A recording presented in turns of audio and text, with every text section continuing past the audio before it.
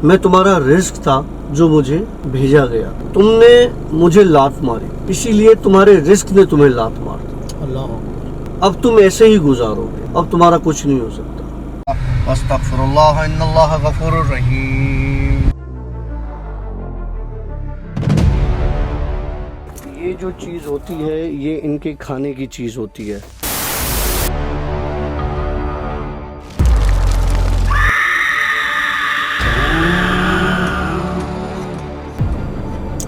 Alright friends, welcome to yet another the बूचो और the बूचो की एक और ख़तरनाक स्टोरी के साथ। मैं हूं आशी और हमारे साथ मौजूद हैं डॉक्टर काशिफ। अस्सलाम वालेकुम सर। वालेकुम अस्सलाम। डॉक्टर काशिफ के हालात बहुत ख़राब हैं आज, क्योंकि अभी थोड़ी देर पहले हमने एक चैलेंज किया था हमने, और रिज़ल्ट बड़े सनसनीखेज़ आए हैं। बड़ा अफसोस हुआ है, लेकिन जो भी था वो अल्लाह की रज़ा के साथ जी था। जी जी। और डॉक्टर काशिफ ने माशाल्लाह बहुत खाया आज, बहुत खाया। सुबह से खाई रहा हूँ। Well it was fun. बड़ा ज़बरदस्त इंटरटेनमेंट से भरपूर एक चैलेंज हुआ है, वो आप ज़रूर देखिएगा, आपको नजर आएगा आशी टीवी ब्लॉग से। फिलहाल हम आपको लिए चलते हैं हमारी द बूचो की स्टोरी पर। डॉक्टर साहब क्या सुनाने जा रहे हैं? आज स्टोरी सुना रहा हूँ एक रेस्टोरेंट की, ओके। एक बंदे की, उसमें काम करते वाले कुछ लोगों की स्टोरी बड़ी ज़बरदस्त है। मेरे लिए तो ज़बरदस्त होगी, क्योंकि मैं खुद एक रेस्टोरेंट चला रहा हूँ, तो मेरे हिसाब से इंशाल्लाह ताला अच्छी ही होगी स्टोरी। डॉक्टर साहब सुना रहे तो और ही आला होगी। जी डॉक्टर साहब। एक बंदा था आशी, नॉर्मल था, जॉब करता था, लेकिन घर पे उसके ना गुजारा नहीं था उस तरह से। लाइक हैंड टू माउथ था, जो आता था वो खाता था, खर्च हो जाया करता था। तो उसको अपने वालिद के हिस्से से कुछ मिल गया, तो उसने सोचा कि यार अब कुछ पैसा आ गया है तो मैं अगर पड़ा रहेगा तो ज़ाया हो जाएगा। ठीक है। बेहतर यह है कि इसको मैं किसी बिजनेस में लगा लूँ। नौकरी कर रहा हूँ, बेहतर यह है कि अपना कारोबार करूँ। तो उसने डिसाइड किया कि जी मैं एक छोटा सा खाने पीने का दुकान खोल लेता हूँ, ठीक है, जिसमें से मेरी इनकम भी होती रहेगी, बिजनेस भी मेरा अपना होगा, किसी को जवाबदेह भी नहीं होगा, इनकम अच्छी आ जाएगी, सेविंग हो जाएगी, घर अच्छा चलने लगेगा। बहरहाल उसने क्या किया, नौकरी छोड़ी और एक छोटा सा दुकान लिया किराए पर। ओके। और उसमें सारा अपना सेटअप किया खाने का जो भी है। फिर इसने ऐड दिया व्हाट्सएप पर, इधर उधर ग्रुप में, कि मेरे पास भाई ये दुकान है, मुझे कुक चाहिए, शेफ़ चाहिए, मुझे वेटर चाहिए और डिलीवरी बॉय चाहिए। ओके। बहरहाल 3 लोग इसके पास आ गए। अब इसने क्या किया कि अलग अलग लोगों में से, मतलब 3 लोग जो इसने हायर किए, वो इसने कम पैसों पर, जो सबसे पहले इसने जो हायर किया वो वेटर था, जो बहुत मुनासिब पैसों पर इसके पास आया। फिर कुक था जो शेफ़ था उसका, और फिर एक डिलीवरी बॉय था। बहरहाल इसने अपना कारोबार स्टार्ट किया। अब इसका कारोबार जो है वो आहिस्ता आहिस्ता, एक होता है ना कि बंदे के सेल में इंक्रीज आती है, रेज आता है, लेकिन इसके सेल में रेज आने की बजाय ये लॉस में ही जा रहा था। ओके। 1 महीना हो गया पूरा, इसके पास कोई पैसा प्रॉफिट में नहीं आया, जो लगाया वही निकला। और यहाँ तक कि इसके पास अपने काम करने वालों को सैलरी देने के पैसे नहीं थे, इसके पास जनाब अपना दुकान का रेंट का पैसा नहीं था। मतलब ये तो कम्प्लीटली लॉस था। ठीक है। ये सर पकड़ के बैठ गया। तो वेटर था जो इसके पास, जो इसने सबसे पहले हायर किया था, वो आया, उसने बोला साहब क्या परेशानी है, क्या हुआ है? कहने लगा यार मसला ये है कि मेरे पास तुम लोगों को देने के लिए पैसे इस महीने नहीं है, और 1 महीना गुजरा है, लेकिन मैं टोटल लॉस में जा रहा हूँ। उसने कहा कोई बात नहीं है, कल से इंशाल्लाह आपकी सेल बढ़ जाएगी, तो फिर देख लेंगे। इसने कहा यार ये बस बातें कर रहा है, कल से सेल बढ़ जाएगी, ये हो जाएगा, वो हो जाएगा। बहरहाल ये थका हारा और उदास घर पर आया, खाना वाना जैसा खाया वैसा नहीं खाया, लेट गया। बेगम ने पूछा कि भाई क्या हुआ? कहने लगा कि यार मसला ये कि मैंने पैसा तो लगा दिया, लेकिन मैं टोटल लॉस में जा रहा हूँ, और तुम्हें मैं पैसे क्या दूंगा, मुझे तो सैलरी निकालने के पैसे नहीं है मेरे पास। उसने बोला अल्लाह पे रखो, बेहतर हो जाएगा, जो होना होगा। बोला सही है। अच्छा, दूसरे दिन गया तो इसके शॉप पर पहले से ही 6-7 कस्टमर खड़े थे। ओके। सही है। और इसका उस दिन अच्छा सेल हुआ, जो पूरा महीना नहीं हुआ वो उस दिन से इसका सेल बढ़ना शुरू हुआ। ओके, मतलब इम्प्रूवमेंट आ गई। ठीक है। अब इसके खाने पीने की चीज़ें बिकने लगी, इसका सब कुछ होने लगा। बहरहाल अब इसके पास 6 महीने में अच्छा खासा अमाउंट हो गया, मतलब इतना प्रॉफिट में गया कि इसके पास अच्छा खासा पैसे का अमाउंट हो गया। उस दिन के बाद इसकी सेल कभी भी डाउन नहीं हुई। अल्लाह ने सुन ली उसकी। अल्लाह ने उसकी सुनी। अब क्या हुआ, एक दिन आया, इसने बोला कि यार अब ये एक दुकान से मैं 2 दुकान करता हूँ, ओके। ताकि अब बिजनेस थोड़ा मेरा बढ़े। तो इसने दुकान की कोई बात की इधर उधर। तो इसके वेटर ने कहा कि सर आप दुकान ना लो, एक काम करो, एक बड़ा कोई हॉल टाइप इस तरह का रेंट पर ले लो, तो उसी में डाइनिंग भी कर लो और आपका काम भी चलता रहेगा। तो उसने बोला आइडिया तो अच्छा है। अच्छा, वो वाला सेटअप इसका सिर्फ टेक अवे का था। टेक अवे का था। ओके, ठीक है। राइडर वाइडर और सब। हाँ। ठीक है। अब क्या हुआ,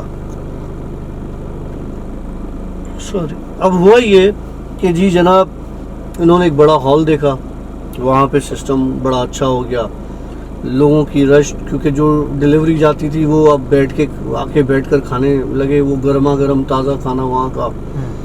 और इसने फिर क्या हुआ कि जी इतनी सेल बढ़ी कि इसने फिर 2 कुक रखे, फिर 4 रखे, वेटर्स बढ़ाए। 1.5 साल में इसका बिजनेस बहुत अच्छा हो गया। ओके, माशाल्लाह। इतना अच्छा हो गया कि इसने सोचा कि मैं इस हॉल को खरीद ही लेता हूँ। ठीक है। और उसने खरीद भी लिया। एक दिन वेटर आया इसके पास, कहने लगा कि सर मुझे कुछ पैसों की ज़रूरत है। इसने मना कर दिया। इसने बोला ठीक है, मैं तुम्हें सैलरी से काट दूंगा, अभी तुम ले लो। इसने कहा नहीं सर, वो सैलरी से नहीं काटिएगा, फिर उसका मैं कुछ ना कुछ कर लूँगा, आप जो है वो अभी मुझे पैसों की ज़रूरत है तो मुझे। इसने बोला यार अभी नहीं है, जाओ, तुम लोगों की यही बीमारी है और ये है वो है, थोड़ा सा काम करते नहीं हो, तुम लोगों को पैसे आता है। मतलब हवा दिमाग में भर गई ना, पैसा आता है तो अकड़ आ गई। अच्छा, ये वेटर कौन सा वाला था? जो शुरू में इसने रखा था, जो हायर किया था सबसे पहला, जिसने इसको कहा था कि कल के बाद आपकी सेल बढ़ जाएगी। Okay okay. ये बेचारा बड़ा अपसेट हुआ।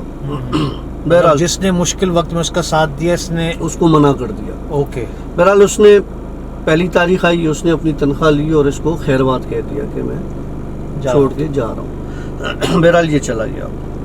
जिस दिन से वो गया, उसके दूसरे दिन से इसकी सेल में कमी आना शुरू और खाने से कंप्लेन आना शुरू। ओके। कि कभी खाने में से मक्खी निकल रही है, कभी कोई कीड़ा निकल रहा है, कभी कुछ हो रहा है, कभी कुछ हो रहा है। आहिस्ता आहिस्ता खाने कस्टमर्स कम होते गए। अच्छा, ये इसका सेल, वो बंदा तो वेटर था जो चला गया। हाँ, लेकिन कुक वगैरह सब वही थे। शेफ सेम होने के बावजूद भी टेस्ट में पे सब हर चीज में क्वालिटी का मसला आना आना शुरू। Okay okay okay. बहरहाल इसने बोला क्या करूं। अच्छा, करते करते ये लॉस में चला गया, यहाँ तक कि इसको वो दुकान बेचनी पड़ गई बंद करके। Oh my God. जो बचा कुचा था वो कुछ अरसे में इन्होंने खा पी के खत्म कर दिया। अब इनके पास कुछ नहीं था। एक दिन घर पे बैठा रहा, बेगम से कहने लगा अब क्या करें, मेरे पास जितना था वो सारा तो ख़त्म हो गया। उसने बोला अल्लाह मालिक है, कुछ ना कुछ हो जाएगा। तो रात को इसके दरवाजे पे डोरबेल बजती है। ये उठ के बाहर जाता है, देखता है एक बच्चा खड़ा हुआ है। तो बच्चा ऐसे कहता है कि आप उसको जानते हो? बोला हाँ। बोला उसने मुझे भेजा है। बोला वो तो मेरे पास नौकरी छोड़ के चला गया। बोला हाँ वो, लेकिन उसने मुझे आपके पास आपकी अमानतें वो दी थी, वो मैं लेकर आया हूँ, आपको देनी है, और जो है वो फिर मैं भी चला जाऊँगा। अच्छा, ये बच्चा कह रहा था। ये बच्चा आया उस वेटर के, हाँ वेटर के नाम से पर्ची नाम पेपर लेकर, लेटर लेकर। बहरहाल इसने वो कागज़ लिया, उस बच्चे ने उसको एक लेटर दिया कि ये लेटर है, ये वो दे के गया था आपको ख़त, और मैं जा रहा हूँ। बोला ठीक है, चला गया भाई। अब क्या हुआ, ये आया कमरे में, इसने ख़त खोला तो ख़त पूरा खाली, कुछ भी नहीं लिखा हुआ। एंड में सिर्फ एक जगह पे लिखा हुआ था पानी। ओके। अब इसने पूरा खत देखा, इसने बोला ये जी पूरा खाली है, इस पे पानी लिखा हुआ है सिर्फ, क्या मकसद है इस बात का ना। इसने बोला फजूल है, बच्चा है, कोई आया होगा। इस तरह से इसने खत लपेटा और रख दिया खाने में। अब जनाब क्या हुआ, 2 दिन गुजरे, 3 दिन गुजरे, ये भूल गया। वो वेटर इसके ख्वाब में आया।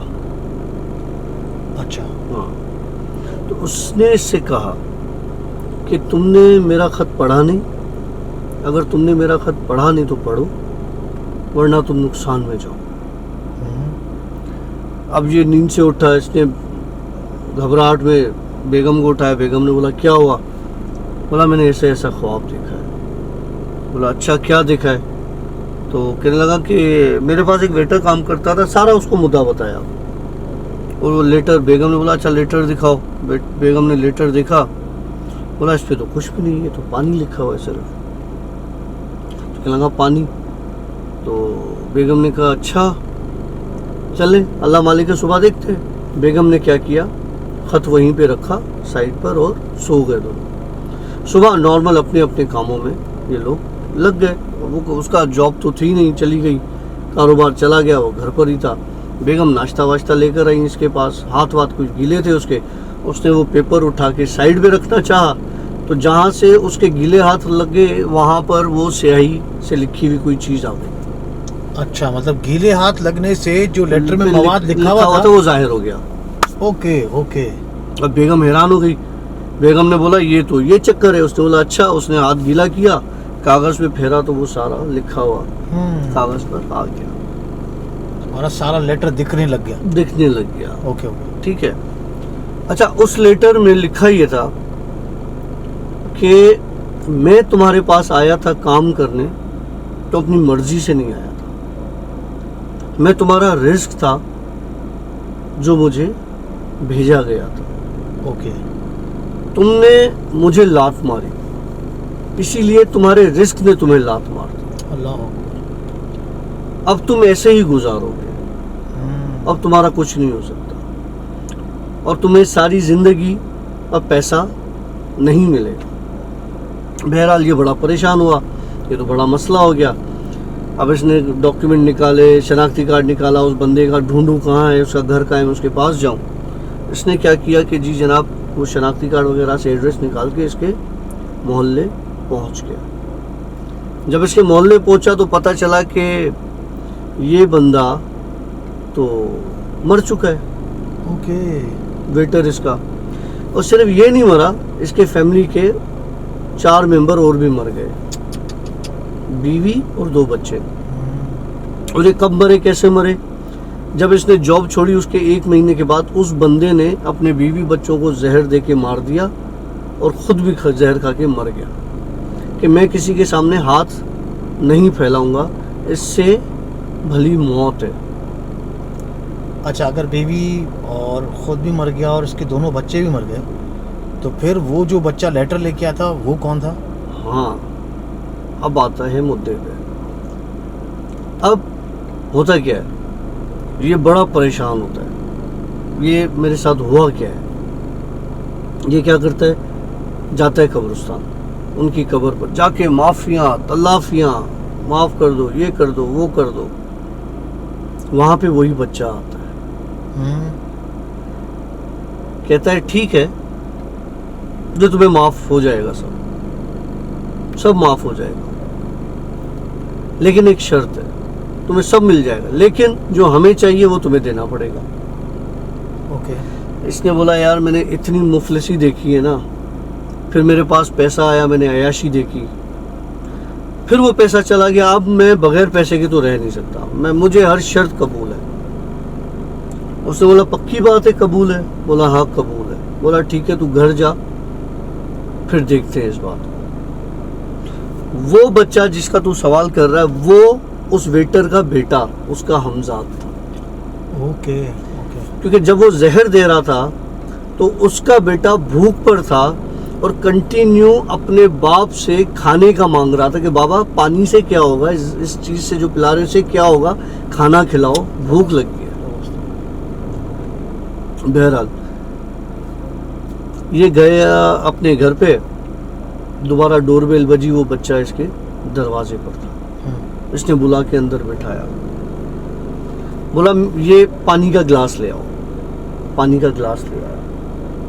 बोला मैं तुमसे फिर पूछ रहा हूँ कि क्या तुम्हें पैसा, दौलत, ये सारी चीज़ें या अयाशियाँ चाहिए? कहने लगा हाँ मुझे चाहिए। उसने अपनी उंगली डिप की पानी के गिलास में, बोला सिवाय तुम्हारे घर के सारे फर्द इस पानी को पिएंगे। तो उसने बोला अच्छा, इससे पैसे आ जाएंगे, इससे सही हो जाएंगे हालात? बोला सब ठीक हो जाएगा, लेकिन जो भी हुआ उसका जिम्मेदार तुम खुद होगे। अच्छा। इसने बोला जो होना है हो जाए, मुझे पैसा चाहिए। बोला ठीक है, ये पानी का गिलास लो और रात को अपने बच्चों को रात के खाने के बाद पिला देना। बोला ठीक है। खाने में बैठे ही है, इसने एक एक घूंट सबको पिलाया, खुद नहीं पिया, और खाना वाना खा के मतलब आपस में बैठ के मजाक मस्ती गपशप करके ये सब सो गए। तो सुबह ये अकेला उठा, घर का और कोई फर्द भी नहीं उठा। घर के सबकी डेथ हो गई। अब जब सबकी डेथ हो गई तो ये रोना पीटना शुरू कर दिया, और यही बच्चा उस घर के कोने पे बैठ के हंस रहा था। तो इसकी नज़र पड़ी, बच्चा इसके पास आया, कहने लगा मैंने तुमसे कहा था कि तुम्हें पैसा चाहिए, सोच लो, जो होगा जिम्मेदार तुम हो गए। उसके बाद उसको बड़ा इस बात पे पछतावा हुआ, लेकिन उसके पास पैसा बहुत आ गया और अभी तक भी उसके पास पैसा है। लेकिन लालच, अल्लाह की राह में ना देना, अल्लाह से सौदा ना करना, ये लीड करती है सारी चीजें आपकी तबाही की तरफ। बेशक।